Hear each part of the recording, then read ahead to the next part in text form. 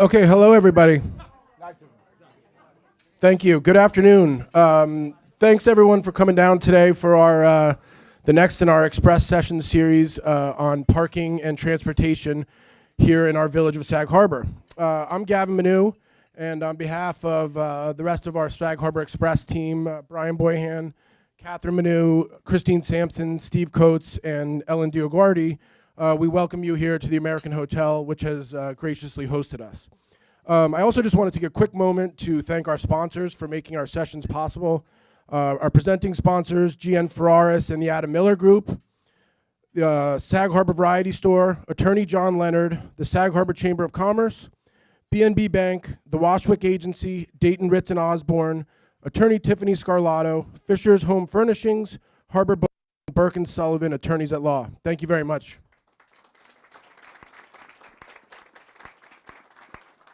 I'd also just like to acknowledge and thank LTV, which is filming the sessions, and they provide our technical support. These sessions have pretty much been filling up. It's not a lot of space here, so their recording and broadcasting these events on LTV is really much appreciated. In a moment, we'll introduce our panel and open the floor to some comments and questions. We just ask that you keep your comments brief, 1 minute or less, and please speak into the microphone, which we will bring around to the tables. So now on to today's conversation. Parking, or the lack thereof, has been an issue in Sag Harbor Village for decades. Looking back in our own archives this week, it was 25 years ago that we engaged in a parking consultant, who's the father of one of our panelists here today, in an effort to solve some of these issues. Yet we still find this to be a challenge, and as this small 2-square-mile village grows in popularity, it's a challenge that is growing every year.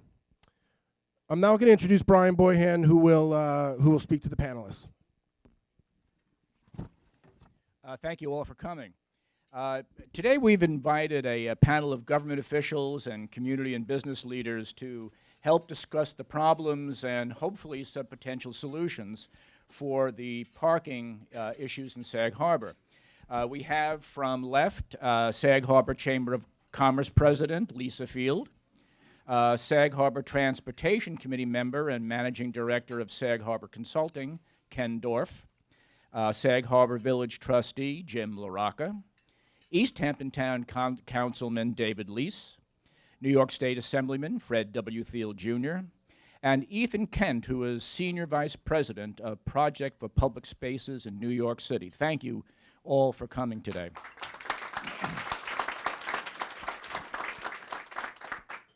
So as a means of introduction, we've crafted questions for each of our panelists to get today's discussion going. When we finish, we're going to open the conversation up to you folks. This is, as I've mentioned before, this is your conversation, and we encourage you to participate, offer comments, ask questions of any of the panelists up here. As Gavin mentioned, if you could please keep your comments and questions brief so we can get as much of the conversation in as possible. We're going to start with Lisa. Lisa, as president of the Chamber of Commerce and a local business owner, can you explain the impact the lack of parking has had on local businesses in the season? And what are some of the ideas the Chamber has discussed to alleviate the issue? And do you, in fact, believe there is a lack of parking in Sag Harbor? Okay.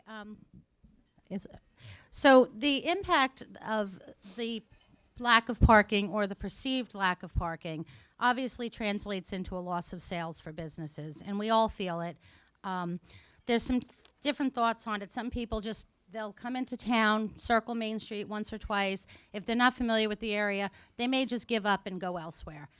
You mentioned in season. One of the things that I've heard way too many times from local people is, oh, I just don't go into town in the season, in the summertime. So for those 2 months out of the year, we don't see a lot of our local customers. And the truth is that in order for Sag Harbor to remain a vibrant business district, we do need year-round support from our locals. And, you know, we rely heavily on the tourists, but we also, as business owners, don't want July and August just to be tourist season. We want our locals to feel that they can come into town and park. So the Chamber of Commerce, we're very active in, you say, what we're trying to do, come up with ideas to alleviate it. We're always working behind the scenes. We've met with the mayor, we've met with the chief of police, we've worked with the transportation committee, and tossing around ideas and just trying to come up with how can we fix this or attempt to fix this. Two key components that we've come up with are compliance and enforcement. So as far as compliance goes, Main Street is a 2-hour parking. And we support that, and we're always telling our members and other business owners, it's not for you to park there. You need to leave the spots on Main Street for customers. Because customers, they come into town, they want to go into Scavoni's, they want to run into the 5 and 10, the pharmacy. They want to park pretty much right in front of where they're going, especially people who are coming just to do a quick errand. If they go through town 2 or 3 times and don't find a spot, again, then they're going to leave and go elsewhere. If all the spots in town are taken up with employees parking there, construction vehicles, the workers, or people that just know, well, they're not enforcing it, so I'm going to go, I have a 4-hour meeting, or I'm going to go take time. People just disregard the fact that it is 2-hour parking. So we actually recently petitioned the village and the police to enforce the 2-hour parking year-round. And this is something that we've been working on for a while. They did say that they would do it. To be honest, I haven't really seen the enforcement. June, so, Okay, I'm not talking about June. I'm talking about now, because even right now, if you look out on Main Street, there, the perception is there's no parking. I saw them marking tires this weekend, as a matter of fact. Good. Yeah. But we'd like to see it Monday through Friday, like 7 days, Monday through Sunday, 7 days a week. So anyway, with that being said, the enforcement is important, but the main thing that we want to stress is that Main Street is not a parking lot, that we need that turnover, and there is parking in the village. There is a long-term lot. We were lucky enough to have that gas ball area secured. We just really need to encourage compliance with other businesses and locals and visitors, that if you're parking for long-term, please make use of the long-term lot and leave Main Street for the 2-hour quick turnover. Just a quick follow-up question. Do you get pushback from other businesses that are saying, look, don't tell me where I'm going to park my cars? I think there are certain types of businesses that, the business employees prefer to, like customers, like to park as close to their business as possible. Absolutely. And, as the Chamber of Commerce, we're a volunteer organization. You don't have to join the Chamber of Commerce. So we're representing the people that have joined. But even some of the members of the Chamber, when we've approached them, we've definitely gotten pushback on that, well, it's not being enforced. Why can't I park there? Right. So no, I have no authority to tell anybody where they can park, which is why we then try to work with the police in the village on that. Just hope for cooperation. Yes, exactly. Thank you. Ken, as a member of the Sag Harbor Transportation Committee, can you speak about some of the ideas the group has discussed to alleviate both traffic congestion and parking woes in Sag Harbor?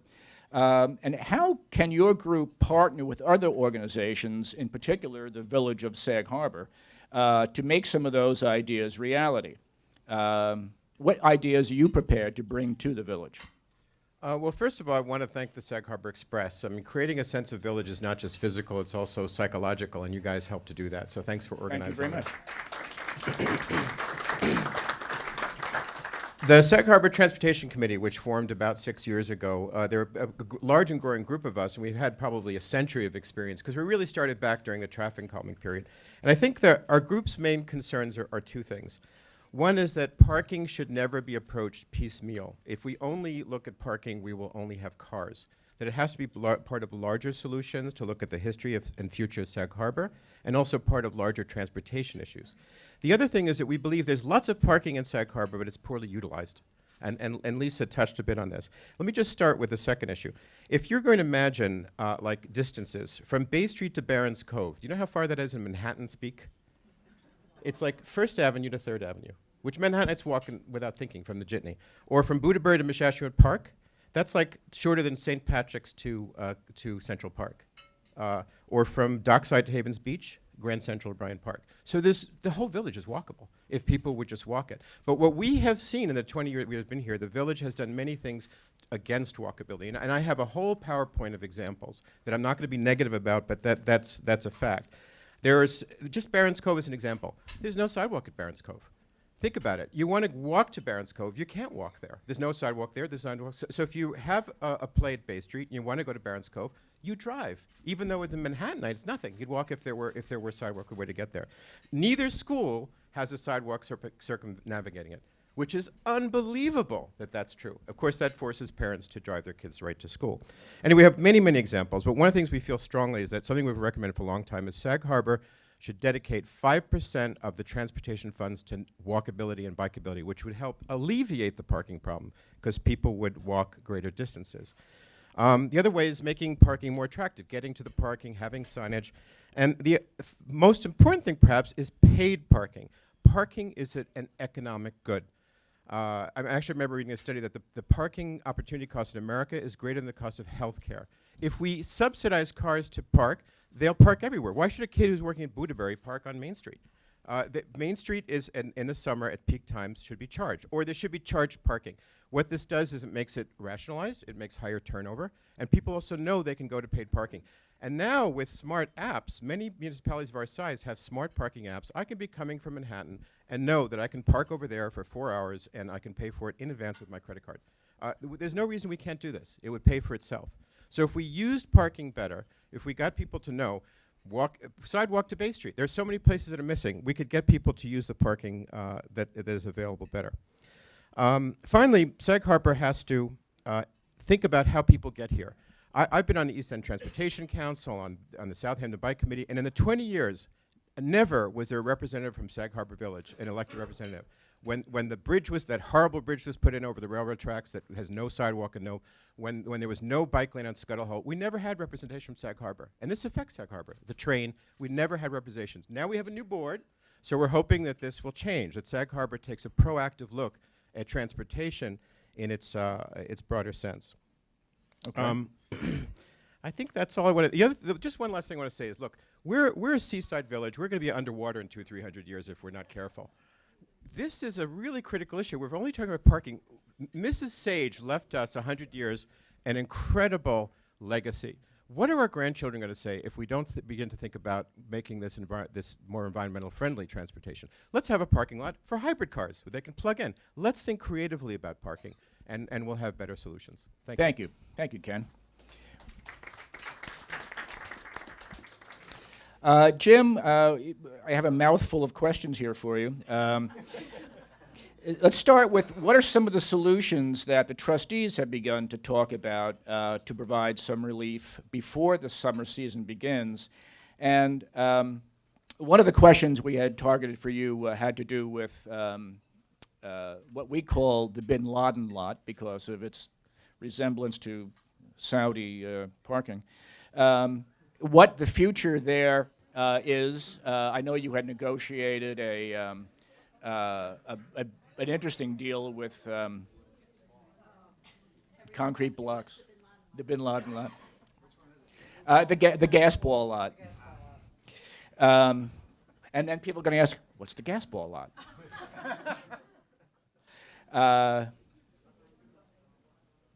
You've renegotiated a contract with National Grid for that lot in particular. What's the future there from the village's perspective? And up to you. If you don't mind, I'll stand so I can see. Is that working? Yeah. Brian neglected to mention that I'm a former state transportation commissioner and the first state energy commissioner. And I think he did it as an act of kindness to not have burdened me with all of that today. But you would remember when I was at DOT, the traffic in the state moved seamlessly. Gas was cheap, and energy was plentiful, and so on. I'll go right to the specifics of the questions you asked me. The approach I've taken to the parking issue, not in isolation, but because it's before us, is to think very practically about it. Three things I'll tell you about. Number one, there was a proposal that came to us some weeks ago or months ago to look at the traffic pattern on the waterfront and to change the from a two-way pattern along the motels and the restaurants to a one-way. And to explain how this works in the processes of government, an idea gets put up. It was not embraced or adopted. It was put up. And in the time now that I've been serving as trustee, I think it was a very healthy process because people spoke up. We had a lot of very thoughtful response to it. And it quickly became clear that the idea would not sell and would not work as conceived.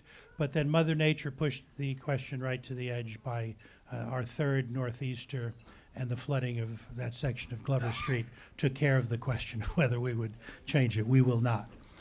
But it put in my mind that a reason being advanced for that was to, by changing the pattern, to make it easier or allow us to create more parking in that corridor.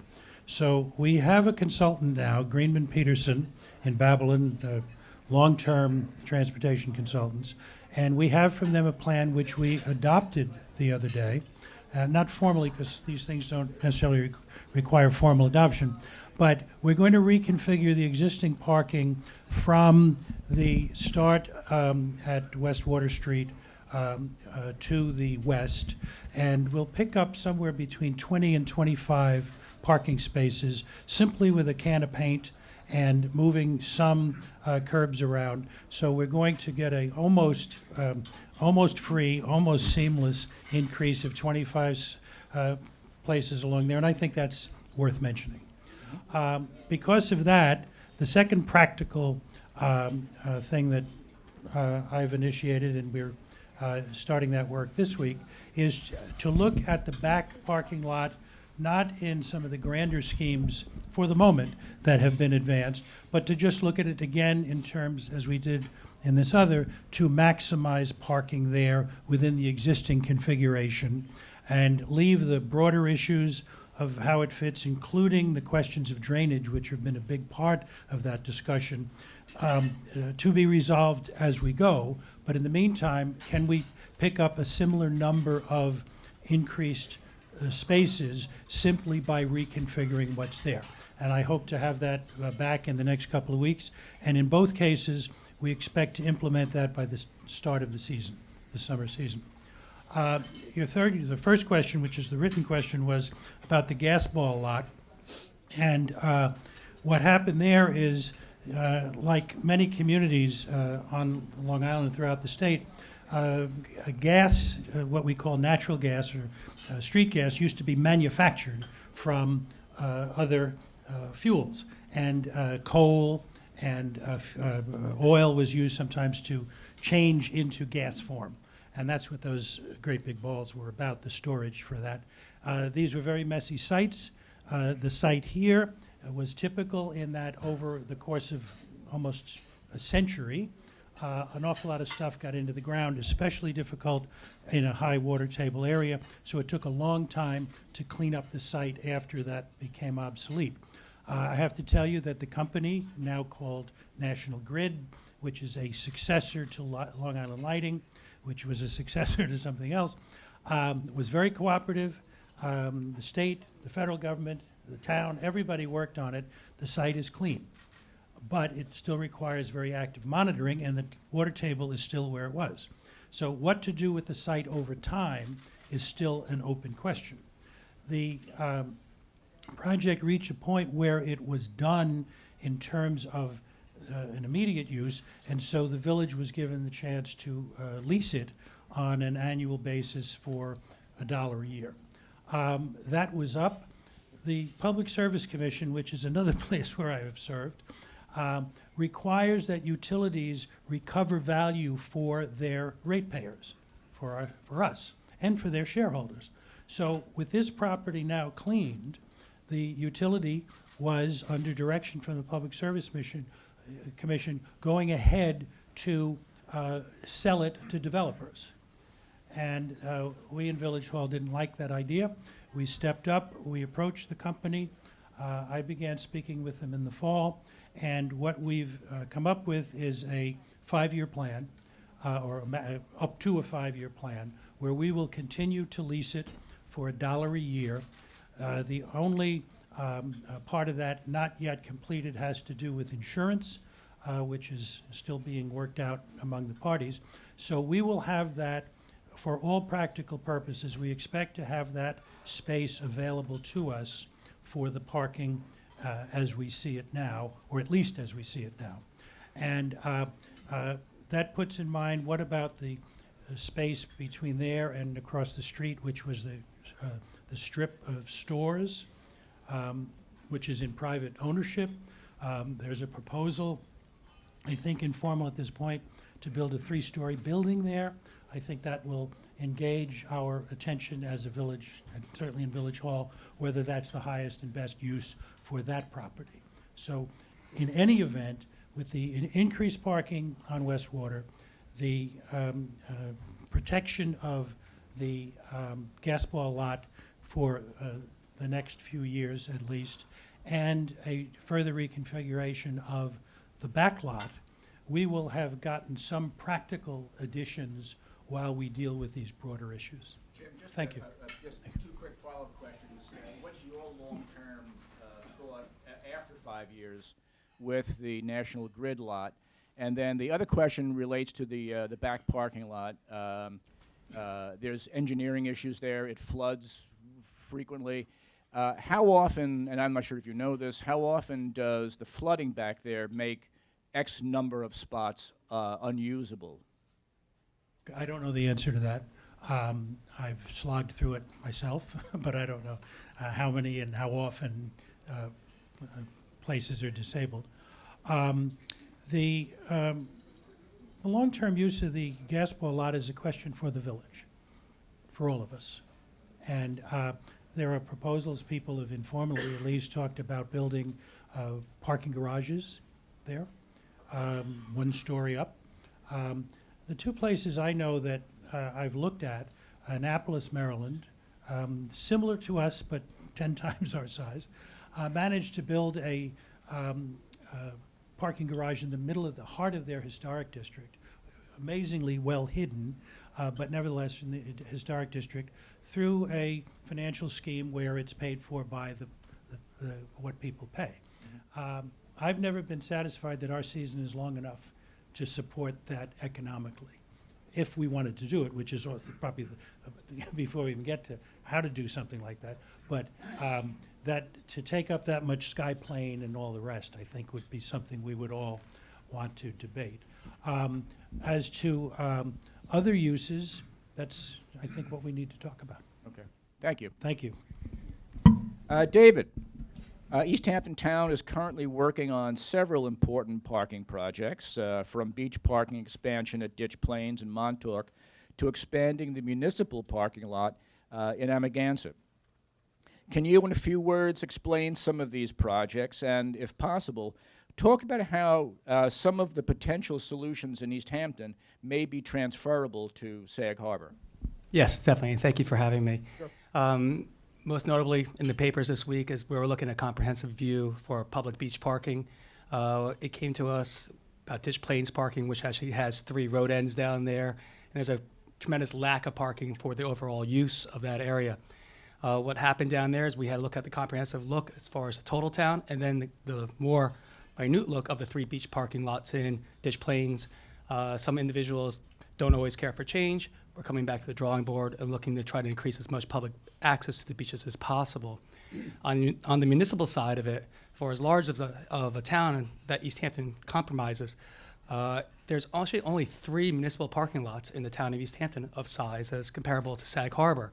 1 being in Amagansett, 2 in downtown Montauk, and 1 of them is pretty much only being used as a beach parking lot in front of the IGA.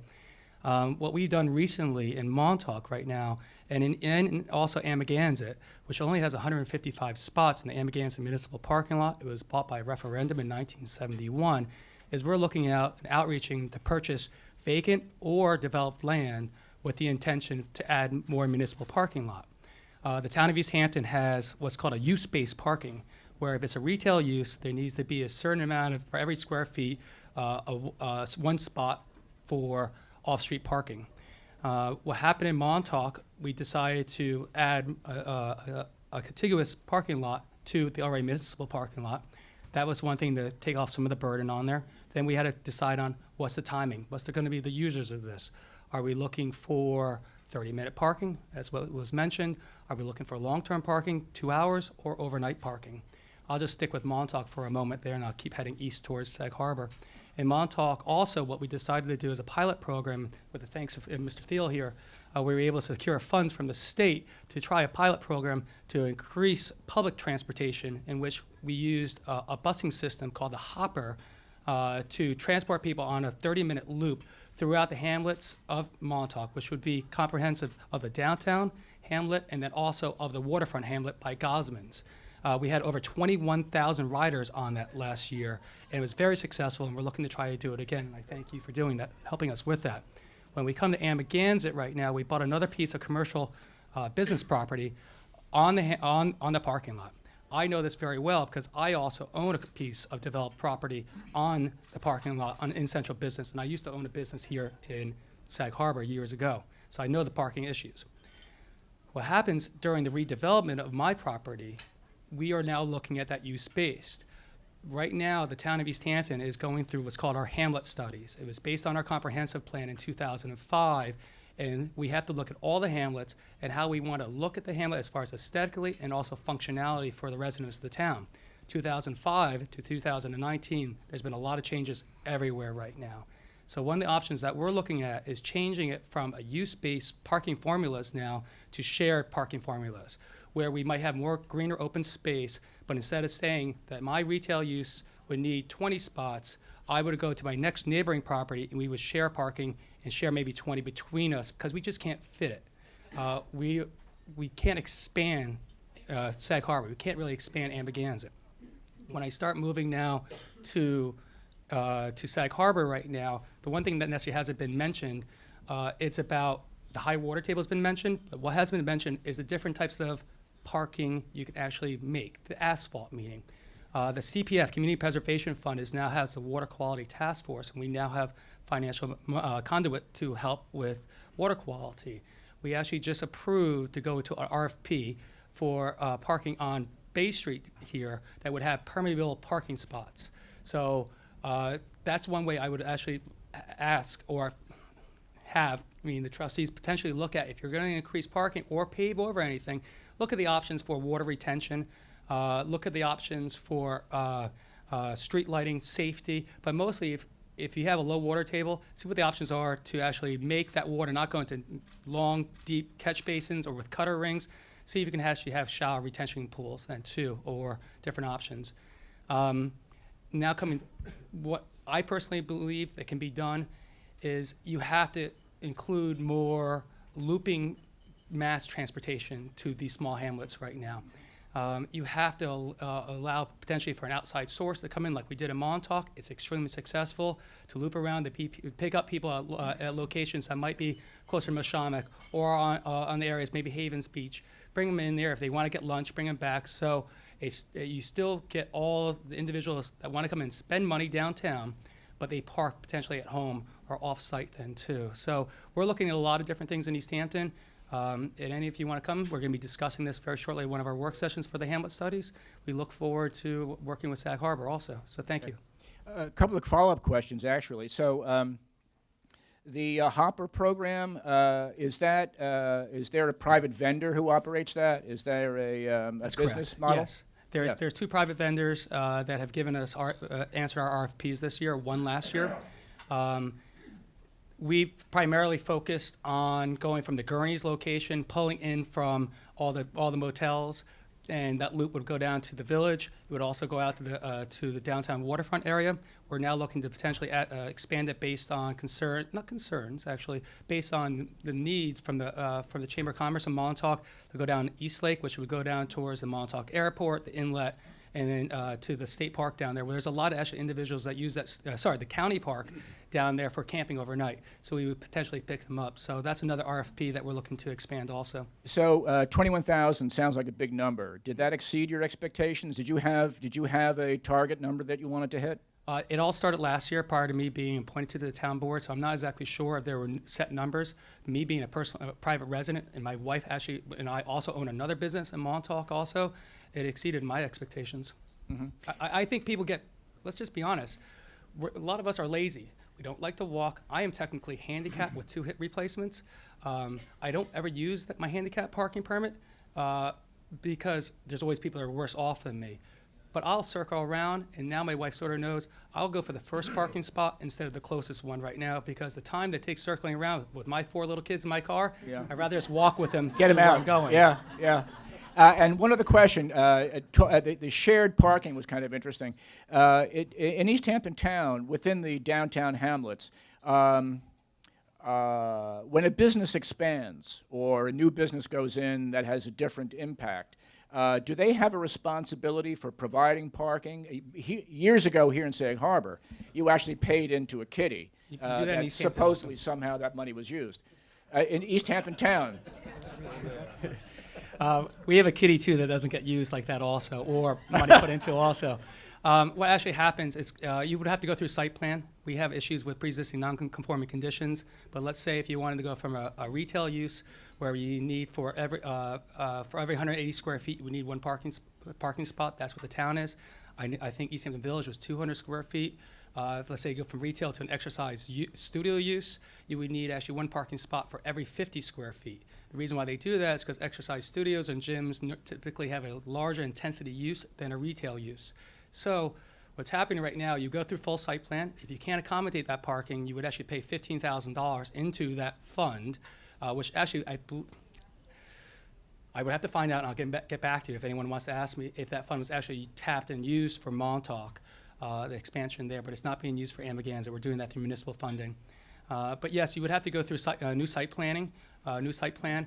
The change in our code, which is what's going to be discussed potentially by the consultants from the Hamlet studies for anything going forward with shared parking then too, and open space. There's a lot of potential changes to the East Hampton Town Code that we're going to be looking at shortly too. great. Thanks very much, David. You're welcome. Just a quick thing. I was trying to keep it under 2 minutes, so I forgot something very important. The Transportation Committee has handed out this paper with suggestions, and some of these ideas, in fact, the Hopper are on them. I really urge you to look at it, and if you have a chance, get back to us. And if you didn't get a copy, Gigi Morris is over there. We'll get one to you. Okay? Did everyone hear me about the transportation? Okay, great. So please read the recommendations and then get back to us with your own thoughts. We appreciate it. Sorry. Thanks. Fred, sounds like a lot of this is going to cost a lot of money. What are some of the funding sources or other resources the state can provide places like Sag Harbor Village as it looks to address issues with transportation and parking? And based on the conversation we just had with David, some of the suggestions that have come up already have been loop transportation, buses. What kind of things, as a Sag Harbor resident, do you see that could work here in the village? Your question is, did I bring my checkbook?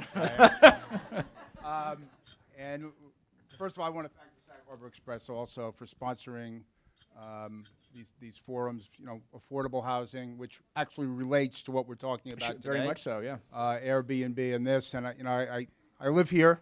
The most beautiful sight that I see every week is the village of Sag Harbor. The second most beautiful sight I see is Albany in my rearview mirror. But unfortunately, money and a lot of the answers to some of these, as far as financing, will come from the state. First, let me just talk briefly about where the state can help. Is obviously we are in the middle now, working with the town of East Hampton and the town of Southampton about bringing and the Long Island Railroad about bringing 2 additional commuter trains that would start in Spionk and end in Montauk. 2 in the morning heading east, 2 in the afternoon heading west, and this is really focused on employees. If people that work here on the East End, and why I said it relates to affordable housing is because people can't afford to live here. A lot of people that work here have to commute here, and the trade parade and all of the traffic that's on County Road 39. So getting people out of their cars is an important part of this. And having the railroad provide that service is great, but you've got to get them from the train station to the last mile. And the funding from the state is coming to the towns. Hopefully we'll have a final answer on that in a couple of days. But as that would affect Sag Harbor is that people that wanted to commute on the train could get on the train west of the canal and get off in Bridgehampton. A shuttle bus would be there to meet them, and one of those shuttles would be to bring people to the business district in Sag Harbor, perhaps the school district in Sag Harbor also. so that basically people could commute. So I think that's one thing. That is, if all goes well, we'll begin a little less than a year from now in February of 2019, and that would be a way for people that work here to be able to get here without having to drive their car and take up one of those parking places on Main Street, or many of those parking places on Main Street. Second thing with regard to public transportation, because again, we need to get people out of their cars. A car trip that isn't necessary is a parking space that doesn't get used. And as David said, I worked with the town of East Hampton last year to provide $100,000 of funding for their seasonal shuttle bus in Montauk, where they basically set out an RFP and got a private provider to provide that service. And I would agree with him. I think that the town was extremely happy with the success of that particular program, and that money came out of the state budget. It was a line item that I was able to get put in for the town of East Hampton. So I think public transportation is one part of that.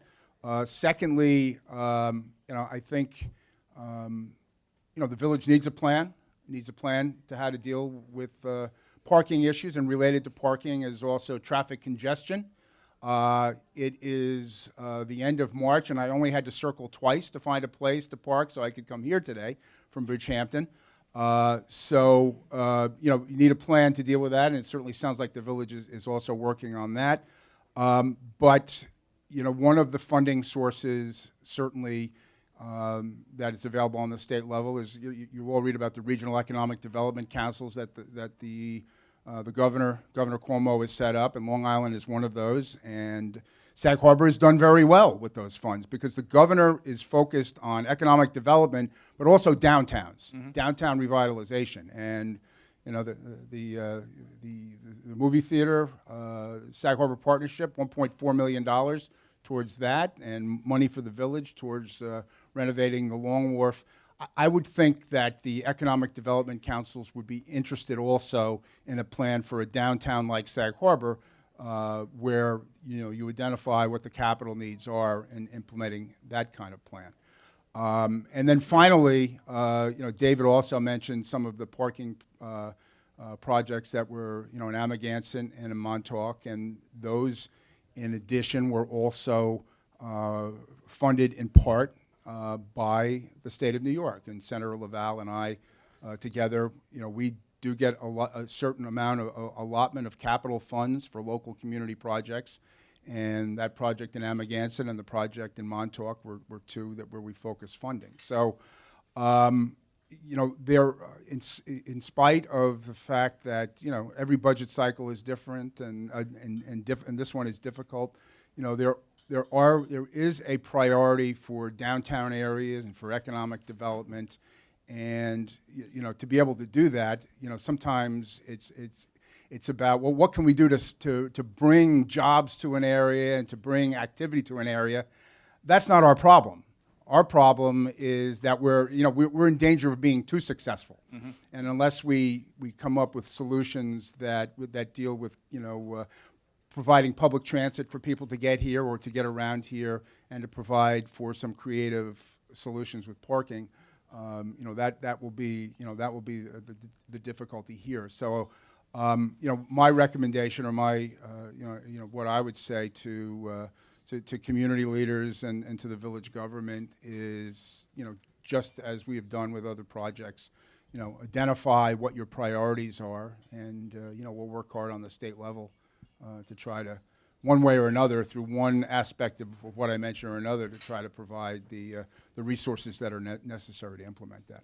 Do you so is the state more inclined to fund something like an individual project, or are they looking really for an overall plan for the downtown area? I think you have a better chance of success if you have an overall plan, and I think we're in the 8th cycle of the Regional Economic Development Council. And I mentioned the Sag Harbor Movie Theater. They will be back this year for money, for construction money. So it doesn't all have to happen in one year, but if you've got an overall plan and a particular project or two projects as part of implementing that plan, I think being able to demonstrate that to the Regional Economic Development Council is critical. What made the movie theater so successful is they were the most, first of all, there are better advocates out there than April Gornick. I've never met anybody like that. But they had everything. I mean, they had everything, a plan from soup to nuts about how everything was going to work.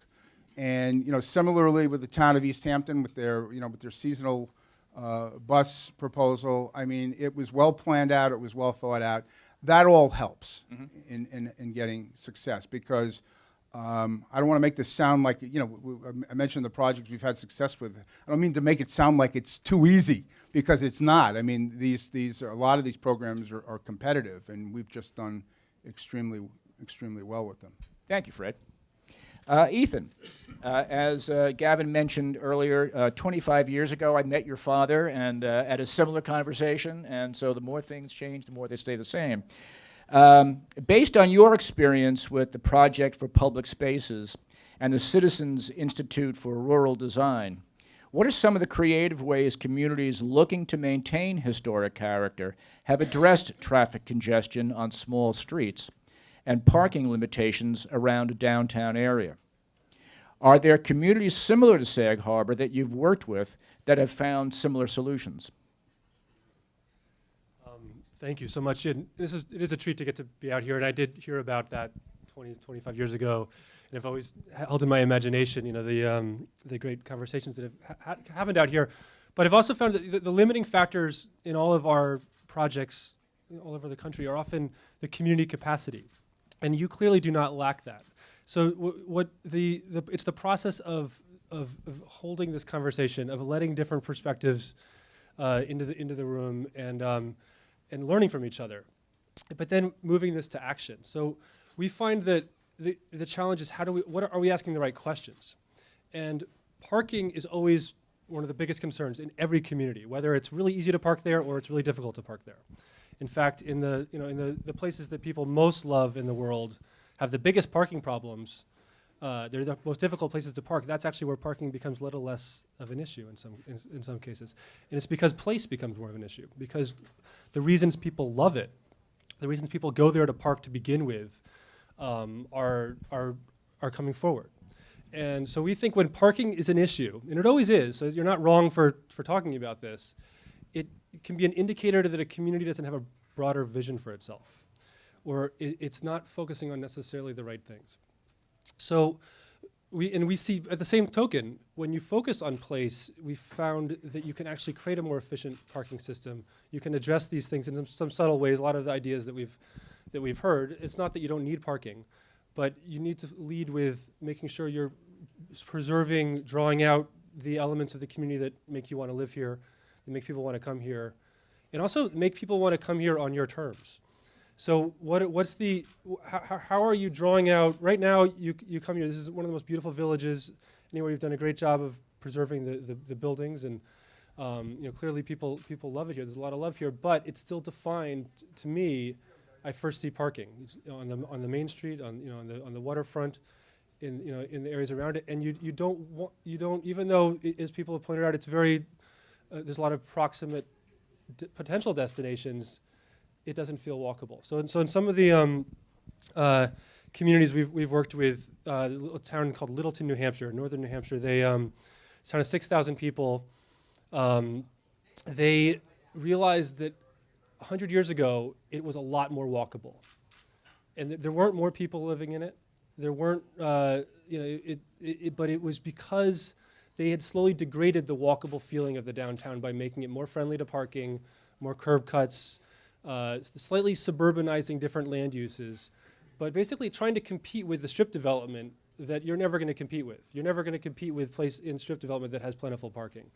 And they realized the way to turn that around was looking at small assets. Like, what are your favorite places in a community? The library, the waterfront, the front of a restaurant like this.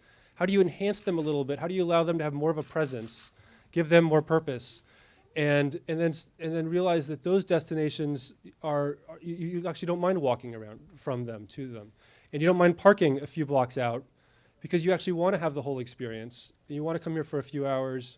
You want to keep coming back here. You don't mind combining carpooling, combining trips, taking transit, because it's a destination. So your greatest threat might not be that you don't have enough parking, which you'll never have enough parking. It may be that you're not preserving the very reasons people love this place and want to keep coming here. So we recommend. So another place we've worked a lot is I spent a lot of time in is Chester, Connecticut. Small Main Street, about 2 blocks long, very historic. And they used to have their farmers market in the parking lot about 2 blocks out from downtown, and it did okay. But they thought they would experiment with bringing it to their main street and having people park 2 blocks out and come downtown on Sundays. And first they closed half of the main street and allowed traffic to go one way, and took out the angle parking like this. And first the businesses didn't like the idea. They thought it would hurt them because they wouldn't be able to get the quick drop-off parking. But on a Sunday, they got people from all over the region to come here, and it's become this regional destination. Very slow, fun destination. Lots of games out in the streets. First they closed half of the street. Now they close the whole street, and the businesses all do much better, and many more people fall in love with the community from afar. But people are coming there and behaving in a way that is respecting the local culture, because it's clear that the local people love this first. So so how do you expand the use of Sag Harbor for retail? Different broader times of the year, different times of the week, get people to spend longer here, get people to slow down, do window shopping. It can't just be the convenience parking, the in and out. You're not going to win that way. That's actually a race to the bottom. If every business is in it for themselves and saying, I need people to be able to park in front of my space, everyone's degrading place. They're degrading the shared value of your incredible public realm. If they're leading with with how do we create the destination together? How do we each compete to contribute to the shared value of our community, to respect and showcase the values of this place and what you most love about living here? Then all of a sudden, parking becomes much less of an issue. You start to want to spend time here, and you have a lot of pride, and new people come and invest here in ways that respect your existing culture and identity. So a few quick quotes to end on. Yogi Berra said, "Nobody goes there anymore. It's too crowded." There's actually some truth to it, because if you become, first of all, people are coming here. They're gonna keep coming here. But if it's perceived as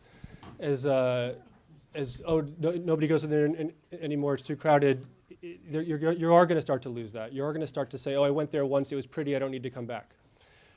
It's just defined by parking. And so a friend of ours says that cars are happiest when there are no other cars around. People are happiest when there's other people around. But there are very few places here where you're likely to see people out on a public space. So where are the corners where you're likely to bump into each other and have a conversation, where people are likely to make eye contact and slow down and smile at each other? Where are those? And it's not about removing lots of parking, but where are the key places? Again, like in front of the library, some key corners in downtown. Those are really, to us, the public anchors of a whole community. And you have some beautiful businesses like this, but you need some public anchors like that as well. And then lastly, a friend of ours says that parking is a drug. You can never get enough. It's a narcotic that actually needs to be regulated. But place is the antidote to parking. Place is the antidote drug. So leading with place, defining your community around places. We think if you plan for people and places, you get people and places. If you plan for cars and traffic, if you plan for parking, you just get more parking. So I'll stop there, but glad to go into the nuances of how you actually apply it are the fun part. And the process of doing this all together is the fun part, and debating it. And everybody's right, and if someone has a bad idea, good, it makes everyone else have a better idea. So it's a great process, and I encourage you to really enjoy the discussion and get into it. And if you're passionate on either side of whatever issue, go for it. That's going to lead to better action. But also let's focus on short-term, small-scale action so you actually get things to happen this time. Since in our last 20 years, our biggest focus has been on small-scale temporary experiments. Yeah, you don't know if you want to remove a parking spot. Put a temporary space there, experiment with it, see if it works. people usually think it's a bad idea at the beginning, but then often they learn how to do it better. So I encourage you to do these types of experiments throughout your community. And the best thing about them is not the improved place, actually, it's the improved engagement, the improved capacity of you all to work together, enjoy each other, and learn from each other again. So the biggest benefit of placemaking isn't the place, it's the social capital and the way you'll keep building and the resilience of your amazing community. Great. Thank you, Ethan. Thank you all.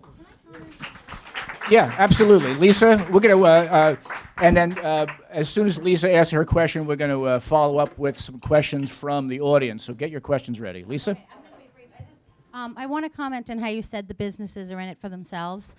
Be careful of the type, like what you're describing a destination. Everything you talked about, it sounds great, but a lot of it, what I'm hearing is bringing people here, making people want to come here. We have to keep in mind that Sag Harbor, our business district, is still, it's one of the few around that has functioning stores. Like, we have a hardware store, a toy store, a 5 and 10, a grocery store. So the people that live here need that in and out quick parking. So you can't just gloss over that and say, well, the businesses are just in it for themselves, because if all these businesses disappear, Sag Harbor is going to be a very different place. Yeah, no. I don't think they are. And what, so a business association is about coalescing and organizing these businesses to be collectively together. But I also agree with what you said in the beginning, is that this parking out here has to be higher turnover parking. And I think, as was mentioned too, pricing parking is something you should seriously consider. And you can test different prices at different times of day to get the right turnover. The practice is to look for about 15% turnover. So you reduce the number of people driving around looking for parking. And you should have the solution, which we haven't really got into, is more it's a more nuanced approach. What are the types of businesses that need higher turnover? What are types of businesses that need more destination experience, where you do go through, you do have people walking through the neighborhood over. Right, and like I said, I just want to keep in mind, though, Sure. that Sag Harbor is still a local community where people live here and work here. It's not just all about tourists and bringing people here. should be first, And you and also yeah. have to keep in mind that paid parking, while I agree with it to some degree, if you need to go to the hardware store, but you're going to have to pay to park in that spot. Well, you know what? I'm just going up to Kmart because I don't have to pay there. Like, that needs to be part of the conversation.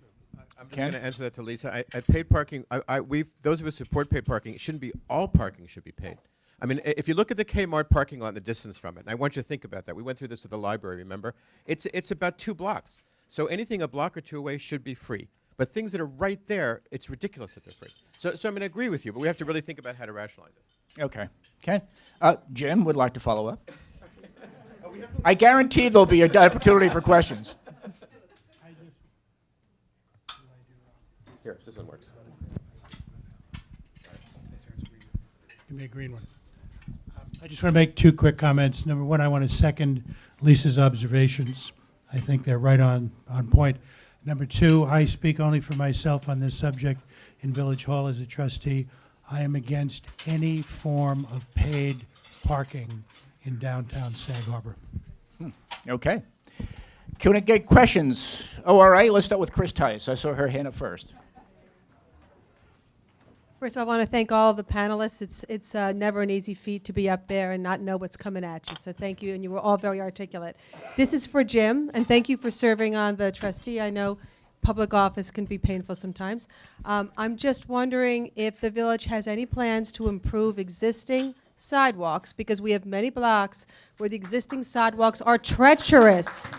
I work at the end of town, where I've witnessed through the window people falling and tripping on broken sidewalks there. And secondly, we have way too many parts of our downtown community with no sidewalks. And number 2, I want to know, are we going to fix what we have?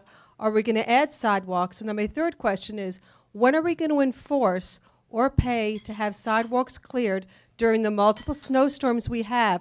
Because I'm terrified as a school board member to watch children in my district walking in the middle of the road because we have sidewalks that are not cleared. So I have 3 sidewalk questions. Thanks, Jim. Let's take them one at a time. In terms of trying to repair and upkeep of sidewalks, it is always part of the public works process and budget. It's a function of capital. It's a function of particular configuration, ownership, commercial versus residential, and so forth. But we're always on it, but never at a speed that we would like. In terms of new sidewalks for the parts of the village that have none, it's not so clear that everyone supports such an idea.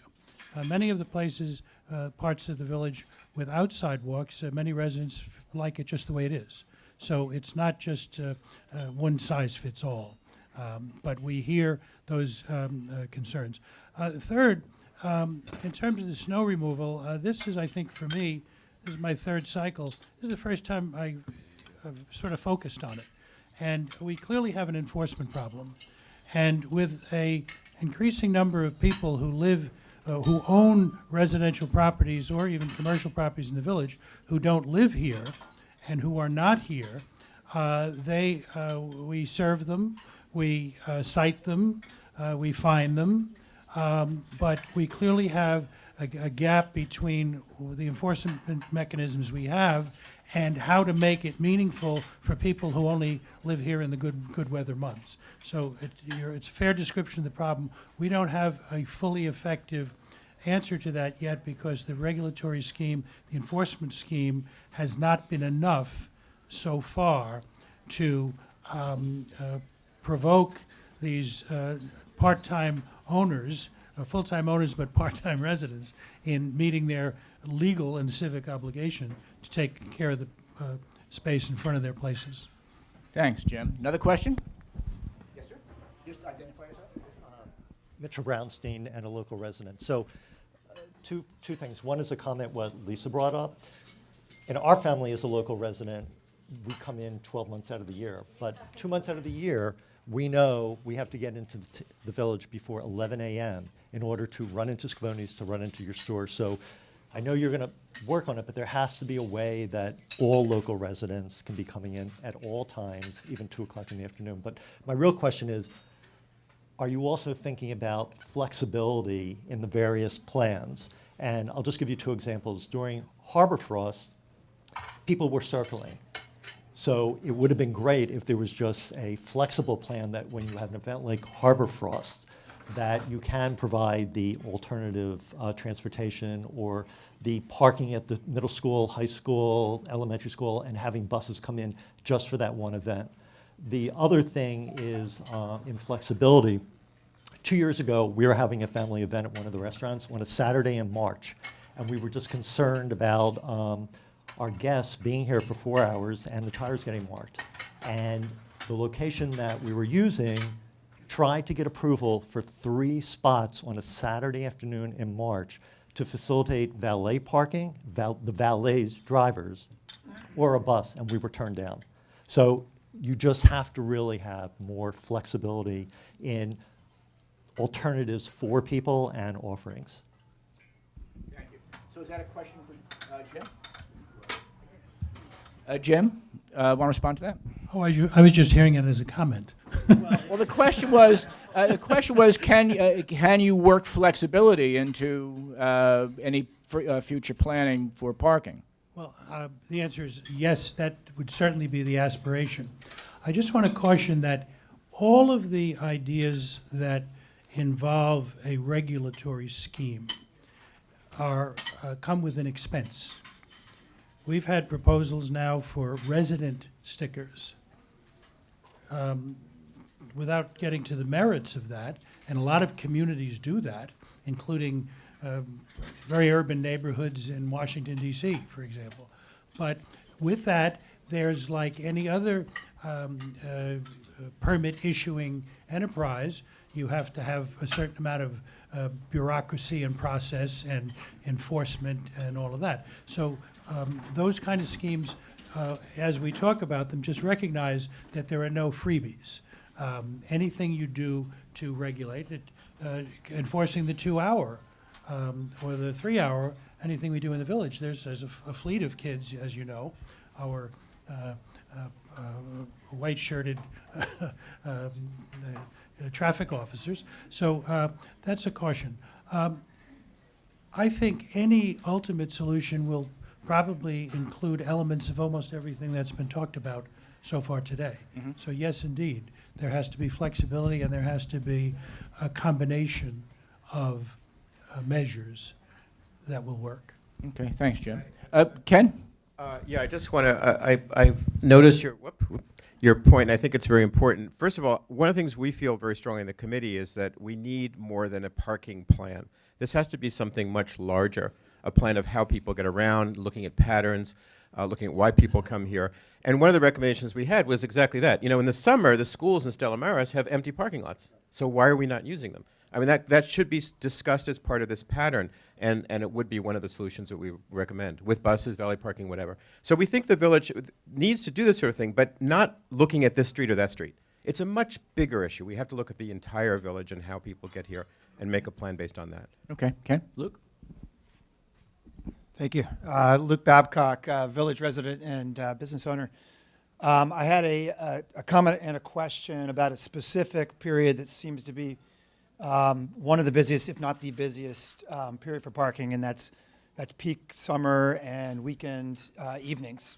And I say seems to be because I, like a lot of people in this room, probably avoid the village during those times.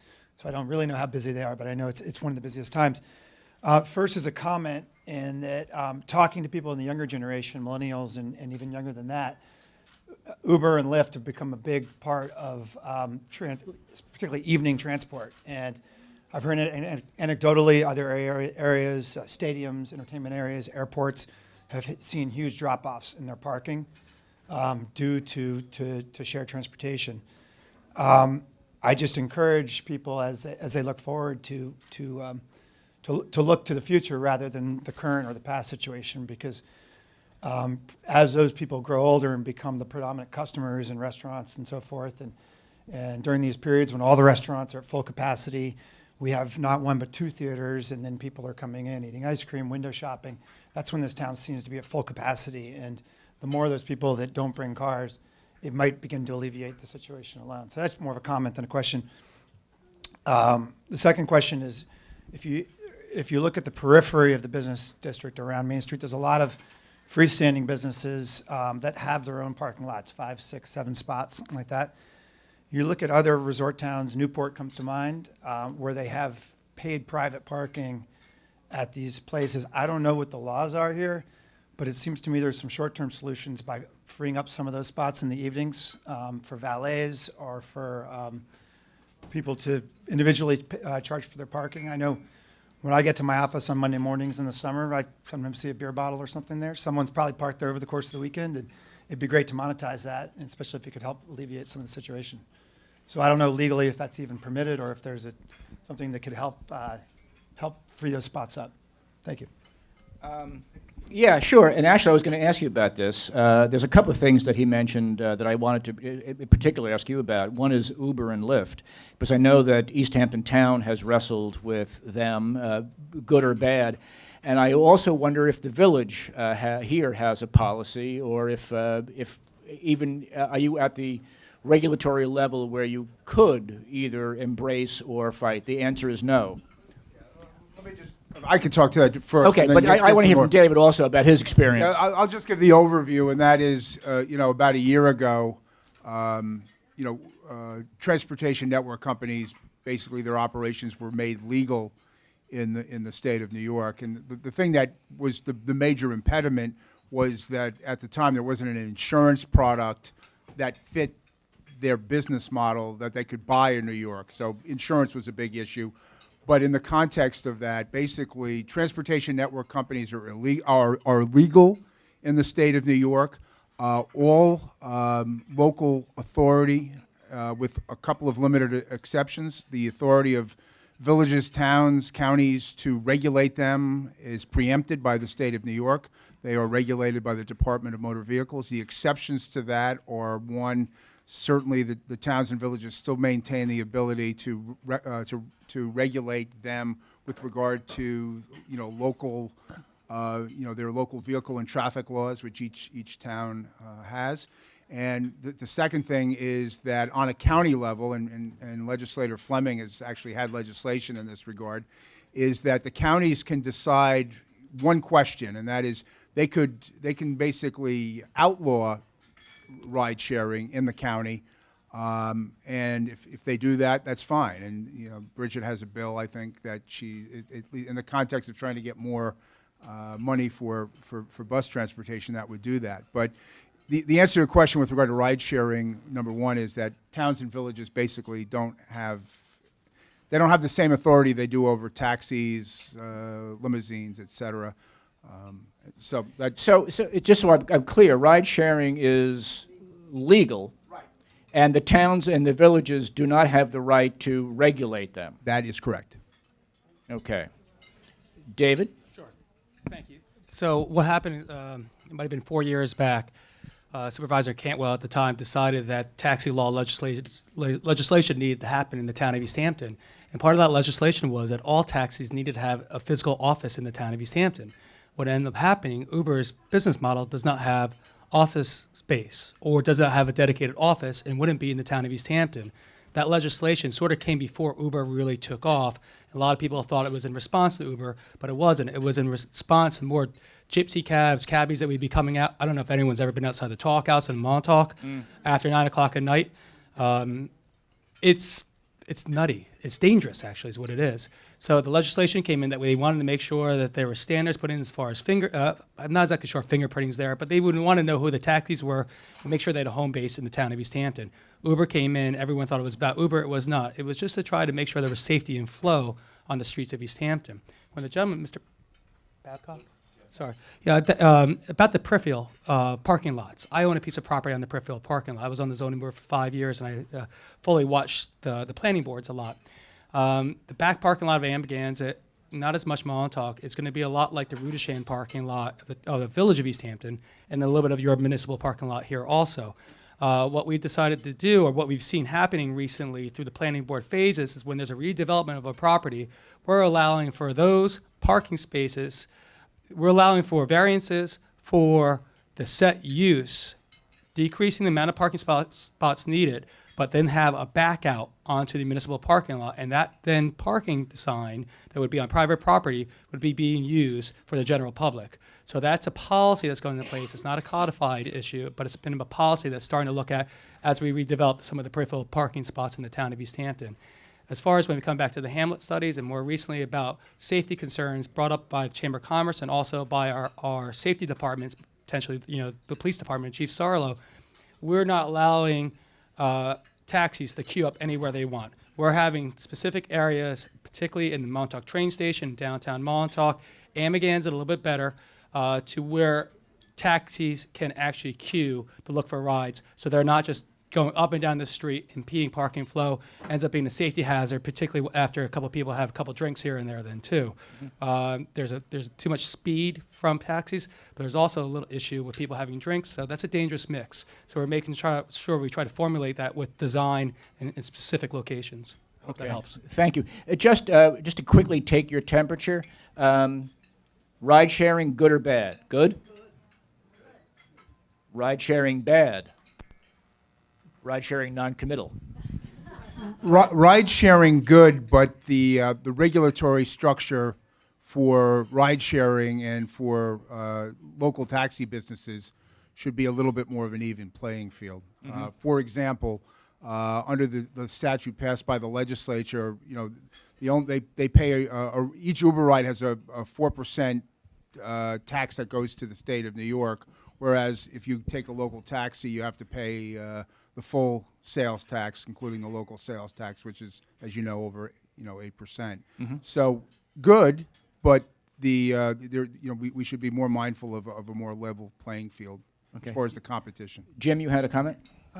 Just a couple of things. We've made the point a number of different ways that we're talking about a lot of different things.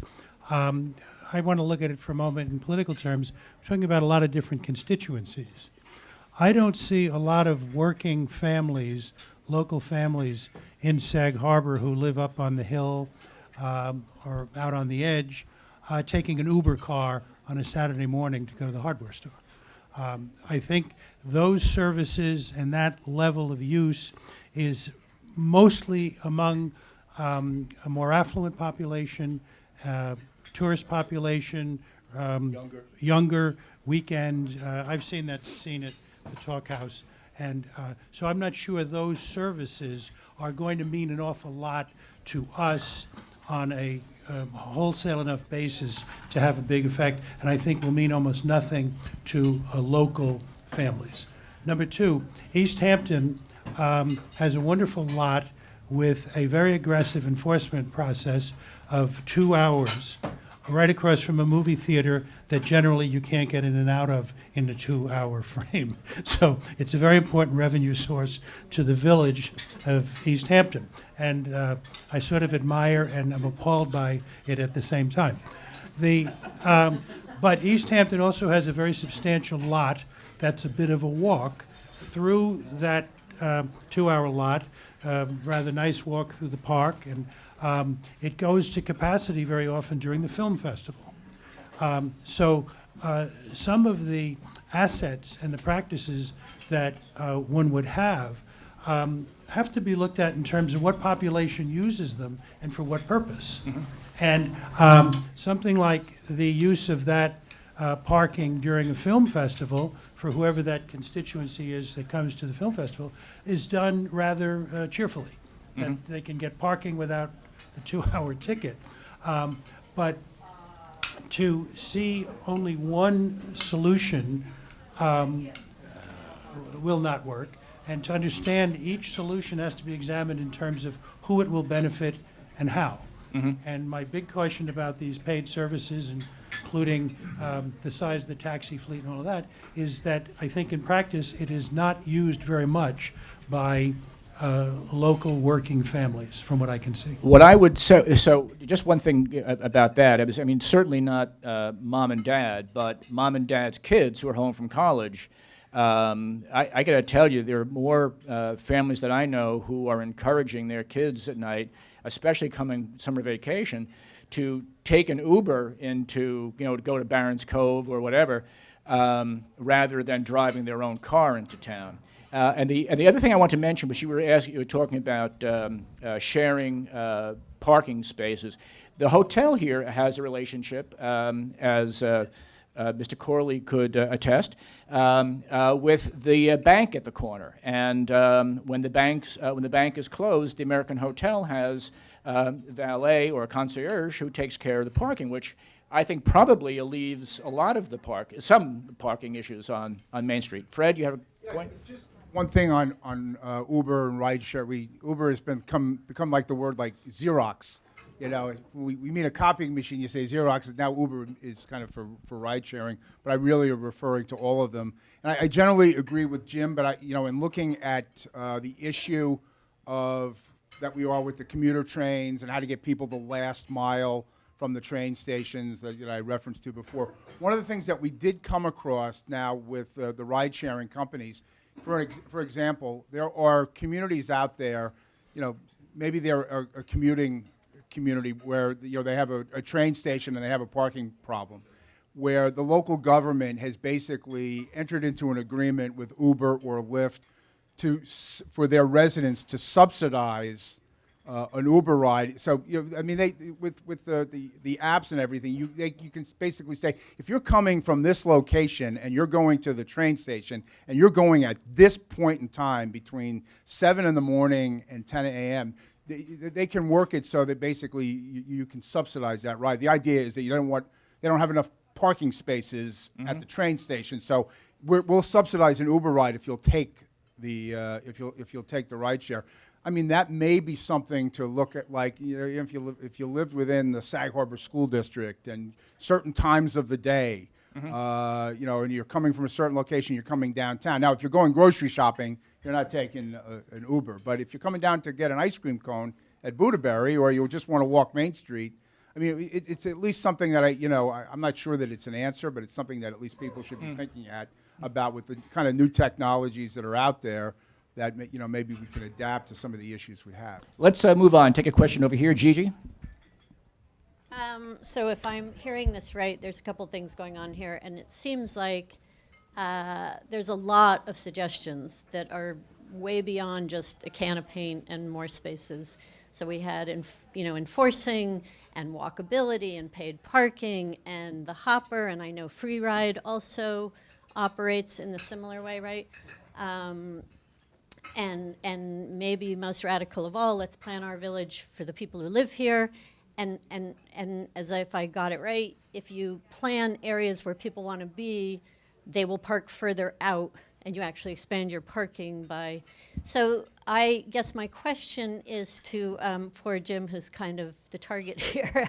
How is the Village Board of Trustees looking beyond, more parking over at Barron's Cove or more parking here or there, but looking at a broader, bigger, comprehensive plan?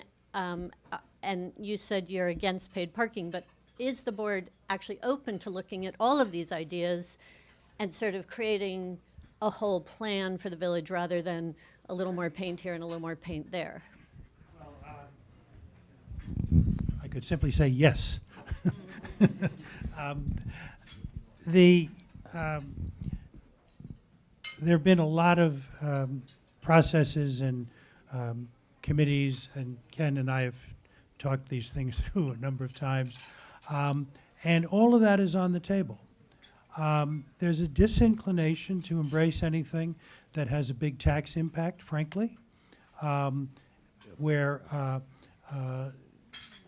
we see the population of the village not well disposed to big spending right now for good and valid reasons. People are struggling to stay here, and so heavy cost items are in the discussion, but not something we've embraced very much.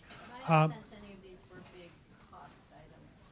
Well, every scheme that involves telling people where and how to park will involve an enforcement cost at a minimum.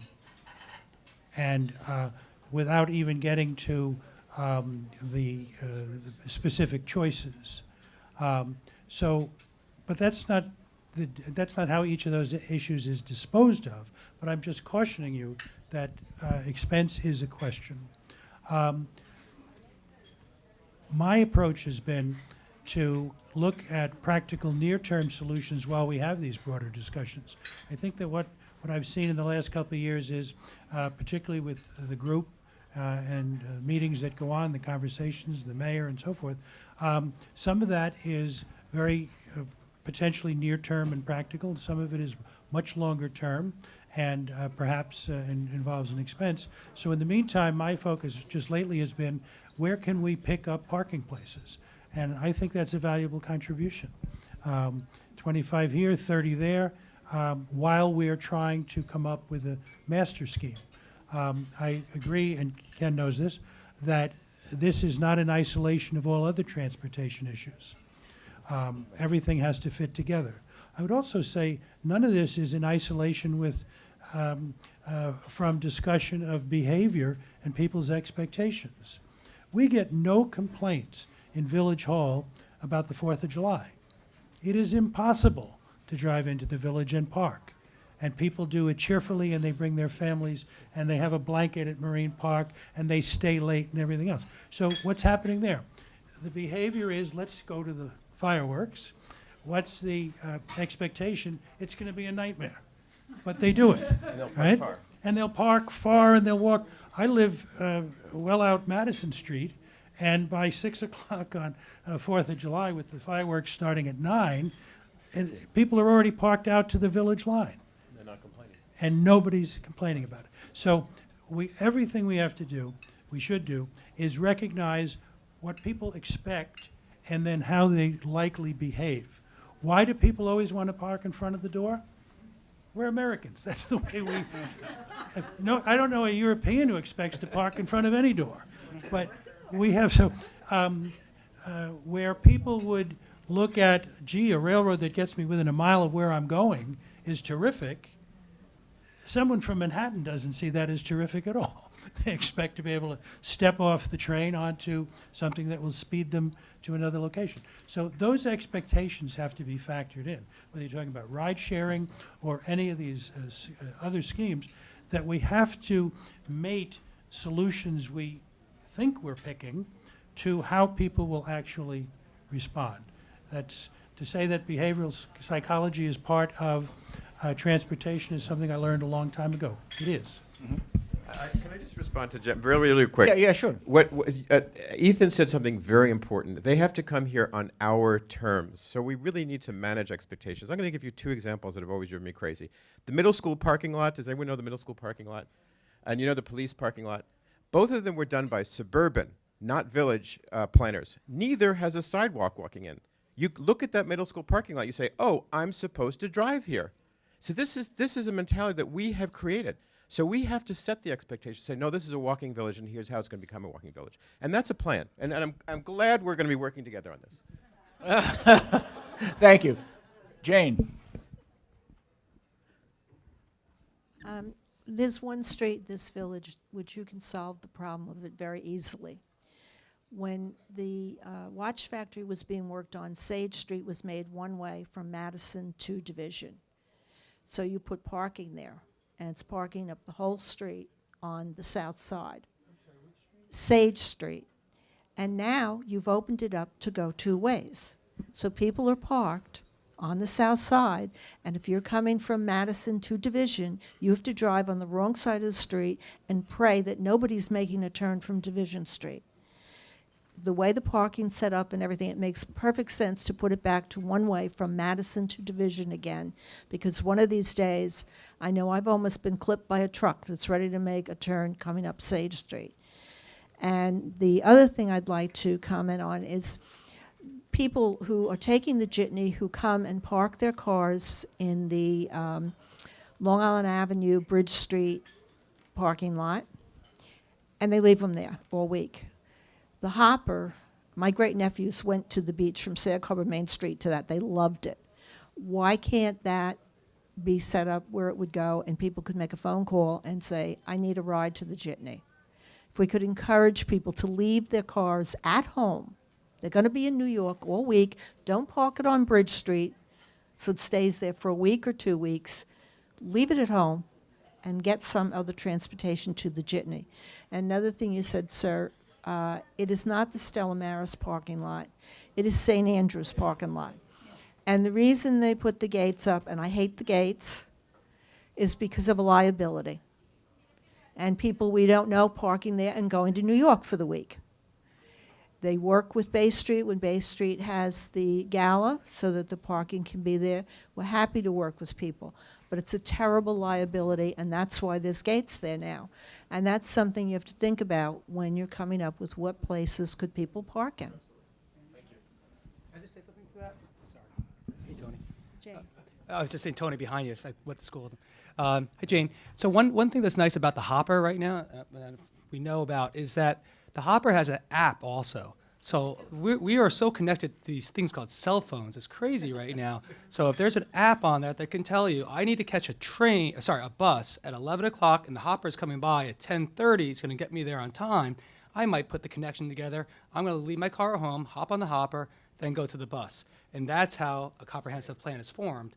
So the app of the Hopper has actually been very, very well used. And part of it right now about bus transportation, we have to look at our finances, the town, is that they can't actually, bus drivers can't drive 10 hours a day, so they needed breaks. So we're actually potentially going to pay more money to have a half-hour loop instead of an hour loop, because we want to make sure people will not say, oh, it's not showing up for an hour at this 2 hours a day. We want to make it more open and accessible, and that app is actually a good way that's been being used a lot then too. So. And perhaps there's a way we could have the jitney encourage their riders to find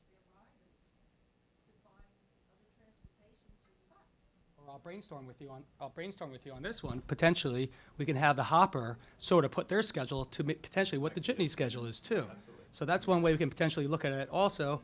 Right. Thank you. Because there's so many parking places, especially on Bridge Street, and people that live in those condos can't even park because people just leave their cars there. I mean, I've come back and seen them have tickets on them because they've been there through snowstorms and still haven't been moved. Let me respond to the 2 things you raised. Sage Street, I'm not aware of that problem. I will look at it, talk with the chief, and just see what the story is. I know the street, I just haven't had that experience. You're just reminding me of the long-term parking. Anybody here remember when parking at Islip Airport was free? It's not that long ago. And one season in the fall, they put up a low fence and the toll booths, and it became now a paid parking lot. We knew that Islip Airport was now becoming a big deal because, and of course, if your car was already in there and the fence went up, you would be surprised when you got back to find that. So Newsday made quite a commotion about this, but a couple pulled up to the parking booth to pay, and the fellow said, "Where's your ticket? Do you have your ticket?" I said, "We don't have a ticket." And they said, "Well, when did you come in?" They said, "November." So people used to park, literally go to Florida for the season and park at that airport. So I think you're suggesting, I don't know if it's that bad where you're observing on Bridge Street, but I hear you. Thanks, Jim. Tracy? My first one is a comment that Jim is right. There's all kinds of constituents involved here, and also to Lisa and Ken's point that it, and Mitchell Bronstein, that it needs to be flexible. There needs to be a lot of flexibility in what we ultimately decide to do. My one other comment is to Jim. He mentioned the parking lot in East Hampton that cannot be used for movie theaters. I can mention one right here in town that cannot be used. Most of my constituents cannot use the parking on Long Wharf, even though it's 3 hours, because most of them, without moving their car, because most of them are coming here for a meal first. So I have 300 people on every Friday or Saturday night, especially in the summer, having to move their cars. So that's another thing. My question is that is valet service, I know Jim doesn't want any paid parking, but valet service was once tried out on the wharf by the restaurant, and I know that got shut down. I don't know if it was insurance issues or whatever. Let me just clarify, Tracy. Private valet arrangements are not what I'm opposed to. I'm opposed to municipal fees for parking, like meters. Right. And So that my sort of question was, is there, the potentiality of that being allowed again, whether it's private or whether it's the village running it? I don't know. But that was something that got shut down on the Long Wharf, and I know certainly in July and August we have plenty of people who would pay for that convenience of driving right up to Long Wharf, having someone take their car and going with it to Havens Beach or wherever it needs to be parked. When you say when was shut down, when was that?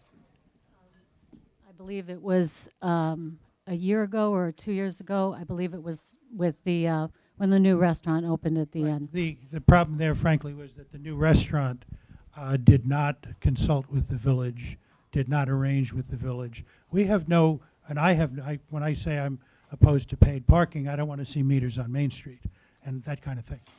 But if a private enterprise wants to make a valet arrangement, they're perfectly capable of coming into Village Hall and examining whether, as a public policy matter, we would accept it at that location and then what the arrangement should be. We are always concerned about liability when anybody's operating a commercial enterprise.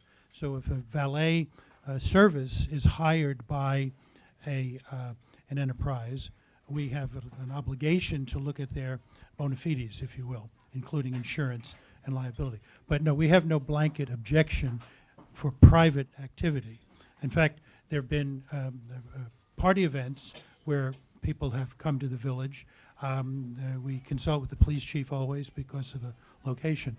But it's, but the example you're picking is one where they simply began to do it and were not very cooperative in suspending when we got onto it. So. My point is that something that the village could consider?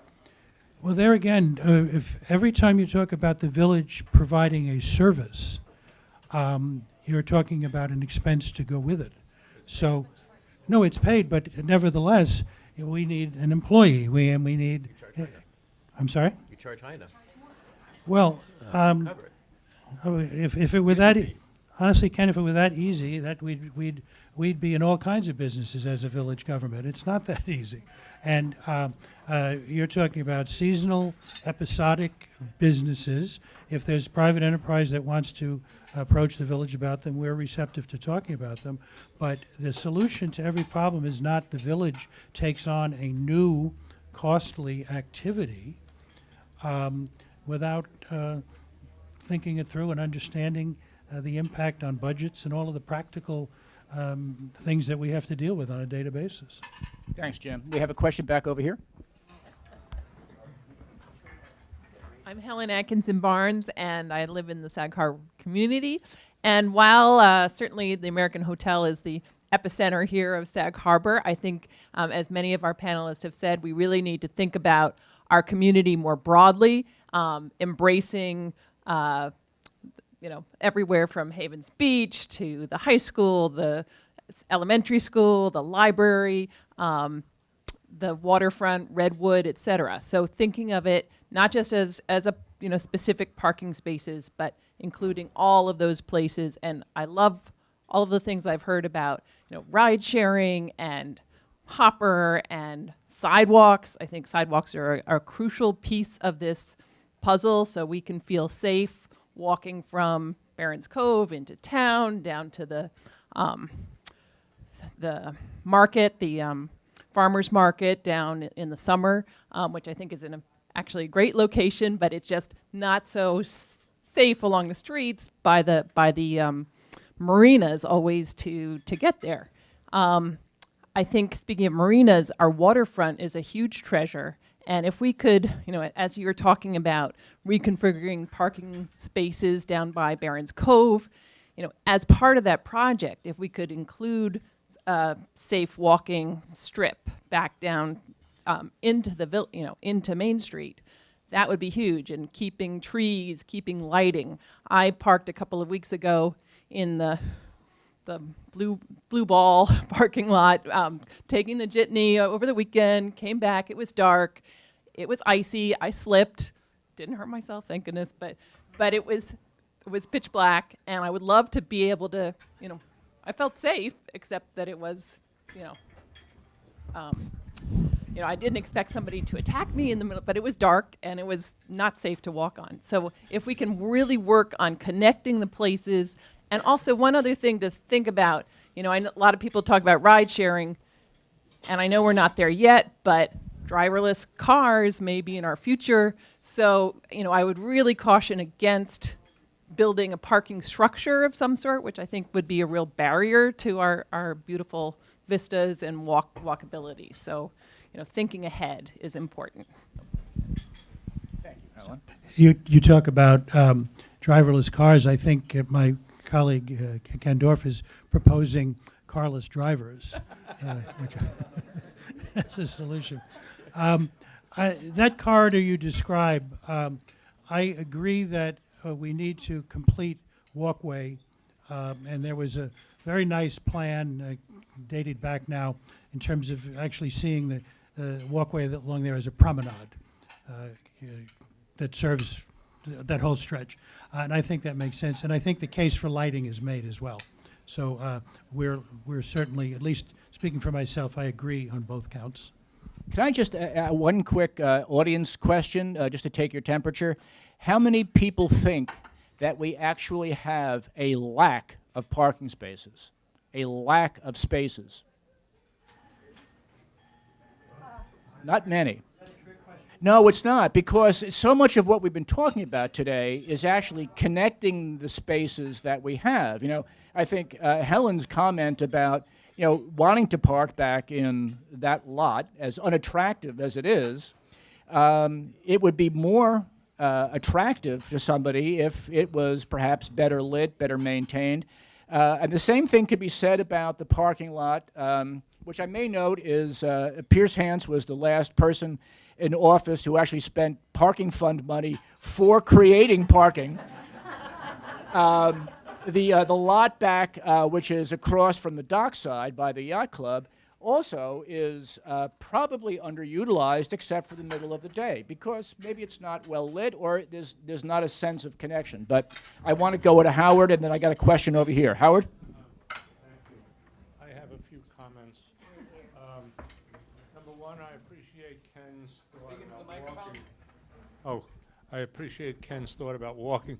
And I think in the long range, is there some way that we can encourage a walking community? We have a balance here of full-timers and certainly a lot of commuters, New York people, who are used to walking. And if we can encourage more and direct where parking is, I think that's a long-range program that would have to work. I am wondering, we said there's enough parking, and yet we've been talking, nobody raised their hand as I did, or very few, about not enough parking, but half the discussion has been about parking. So how come there is enough parking or isn't there enough parking? That puzzled me. And I'm just wondering, we have the parking and the municipal parking or whatever in back of near Bridge, I don't know what you call that, near the garden and in back of... Back over here? Yeah, the back here.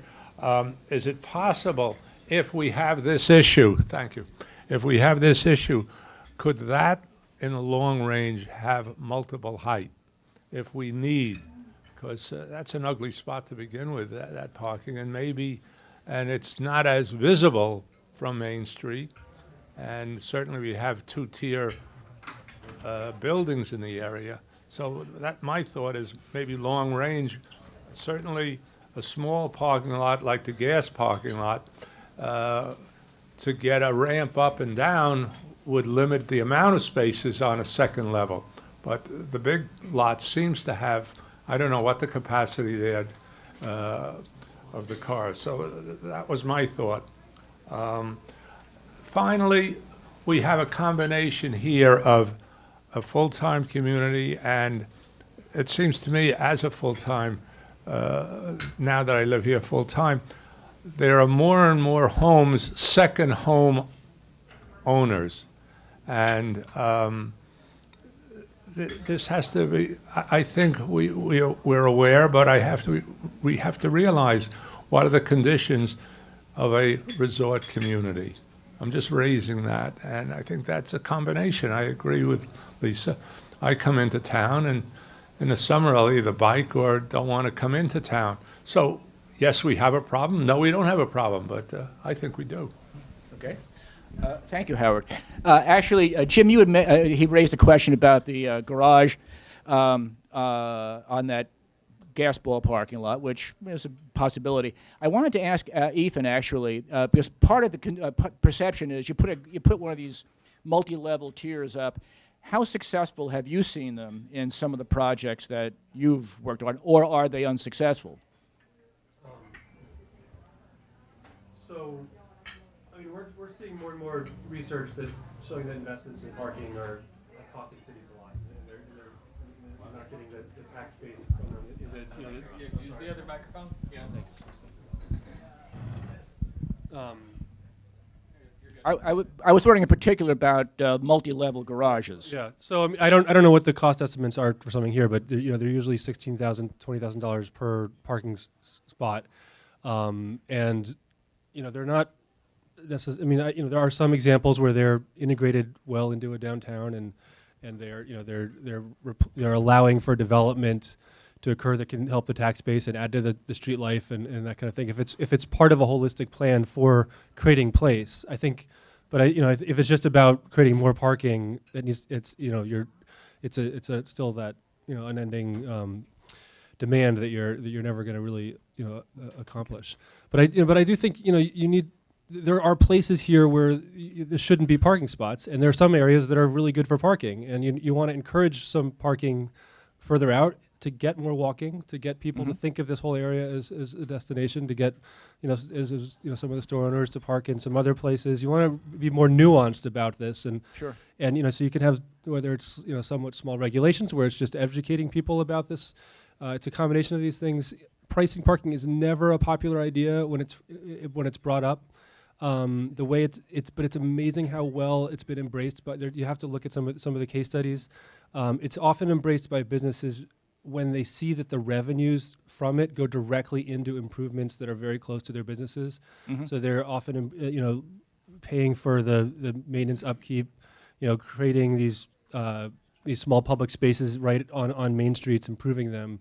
That's when people have been convinced, and then they've seen that when you get the higher turnover near their businesses, and you get less people driving around looking for parking. Those can be benefits that can come back to businesses as well. I'm not saying it's necessarily the right solution, but it's something that should be looked at as part of this holistic management of parking. Sure. Thank you, Ethan. Jonah?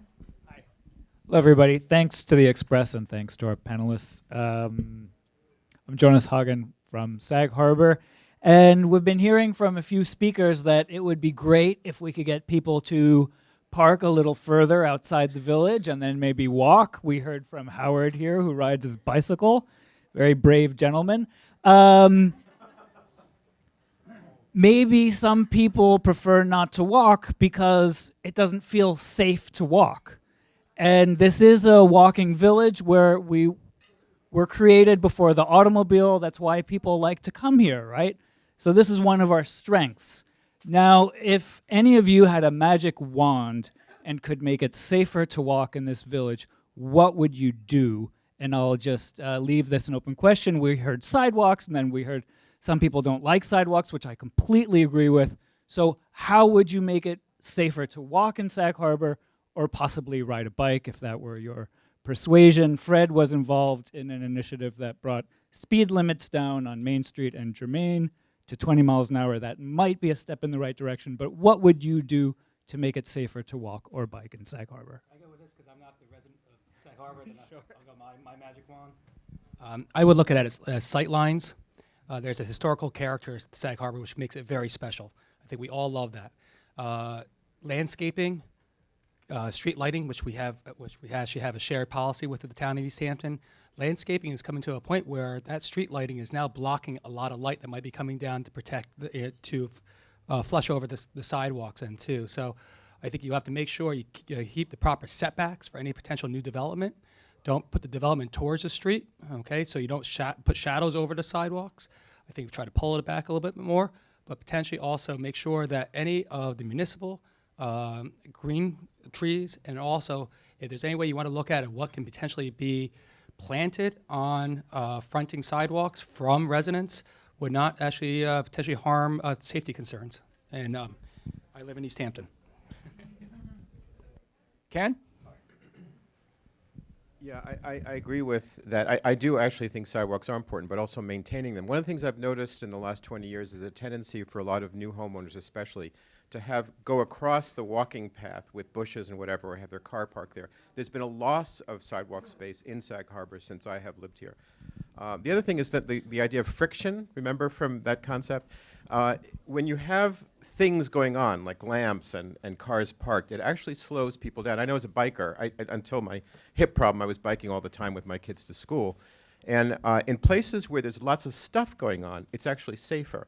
And one of the mistakes I saw a lot, the police would be removing parking around the school for whatever reasons, because someone complained they don't like parking in front of their house. So instead of having parking on both sides, which actually slows cars down significantly, because you feel it, as things are going by, it actually speeds people up.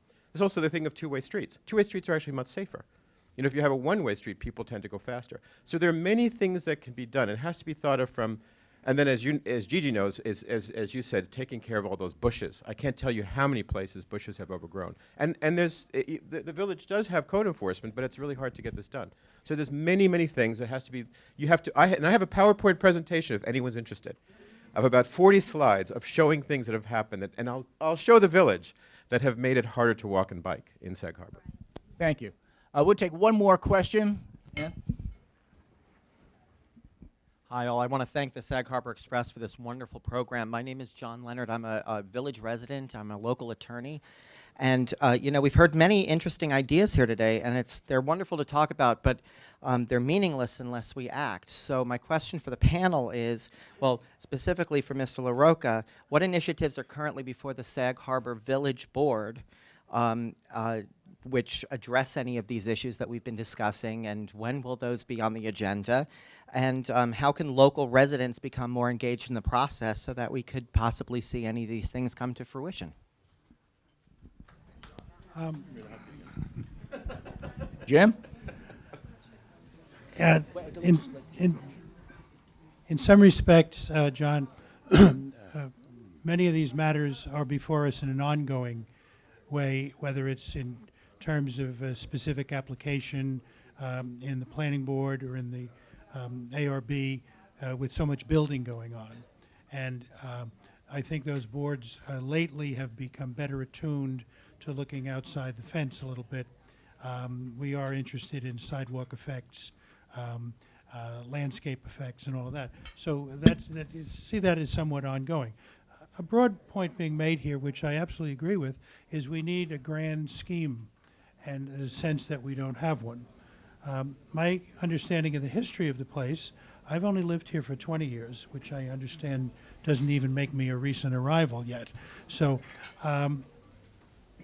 these things have been looked at, and there have been some periods where they've resulted in very positive results. What was going on when I came was getting my old department to build a proper bridge that was an asset to the community rather than one of our low-budget, low-bidder bridges that we do in other places. So I think what I can't tell you is that there's a single mechanism for dealing with all of the broad issues that are raised in this context, all in the same place at the same time. This kind of event, the meetings I've had with Ken and others, is part of an ongoing process. And I think that process will continue, should continue, especially with the active involvement of our journalism here in the village. Can I just add two specific projects that we've been pushing? One is a crosswalk, as many of you know, between the library and the Whaling Museum. If that were something that was done really beautifully with what we call street furniture and bricks or something like that, it would create a new entrance to the village where people would feel that's part of the village. The other is between the two schools. When I bike with my kids to school, that was, you know, with Germain where it curves there? That's a deadly spot. And for years we've been saying, wouldn't that be great if that were a really intense crosswalk with, again, street furniture and whatever. These kind of things can change the village because they'll feel like islands that people can walk to and make it expand that walkability. So these are two projects. We will hope Fred Thiele will find the money so it doesn't go on the taxpayers. Ethan? I was just going to add to that. State taxpayers too. Well, that's true. So you know, I mean, I agree. There needs to be a larger discussion, that builds on this. But I think the way to get started is some of these short-term projects, and the more collaboration among this community to create them is the more successful that would be. So this idea of stuff around the library, if there's ways that different businesses, along Main Street here can be better supported by using a parking space or two as a temporary experiment. Or doing closing the street on one day, half of the street on one day, as an experiment, and have everyone come out and what can you contribute to this neighborhood? How do you highlight all the businesses that are here? And then I think eventually your wharf has to become the face of your community. What is it that you most love about this community? And the face of your community shouldn't be defined by parking. And you can do this again. You could take one day on a weekend and have a festival out there as sort of a showcase of what could happen there, and lots of little things. And you could take out a few parking spots for a summer, and create more of a destination there to get people walking here and spending more time. But I'm glad to right after this. I'm excited to look at those again fresh. And if anyone wants to join me right after this, we can sort of just brainstorm a little bit.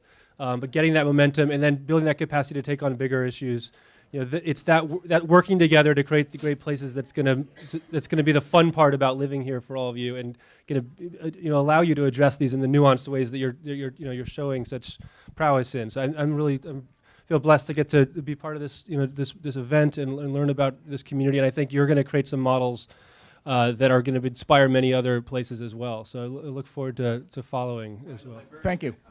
The librarian. I can't say no to the librarian, can I?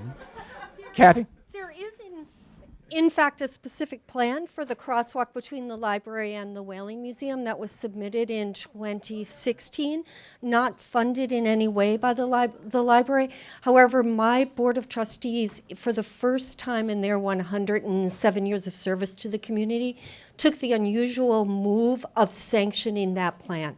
Generally, the Board of Trustees is neutral. We hold all biases in trust at the library, as I've told many of you individually, but it was the one time only we felt so strongly that we were the heart of the community and the welcome to the community. And I know that that was presented to the village in 2016.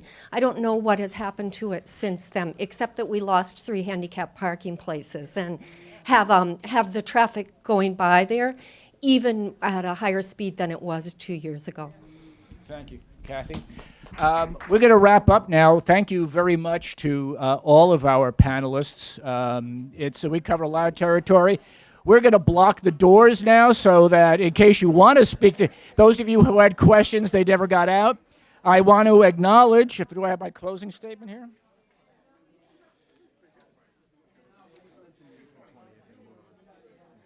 Yeah.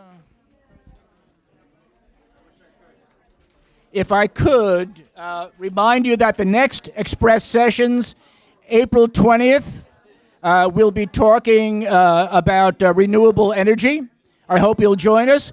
These sessions, and I remind you, have been selling out weeks in advance. Ellen DioGardi will be here to take your money and reserve your spot for the April 20th event. Thank you to our panelists and all of our sponsors.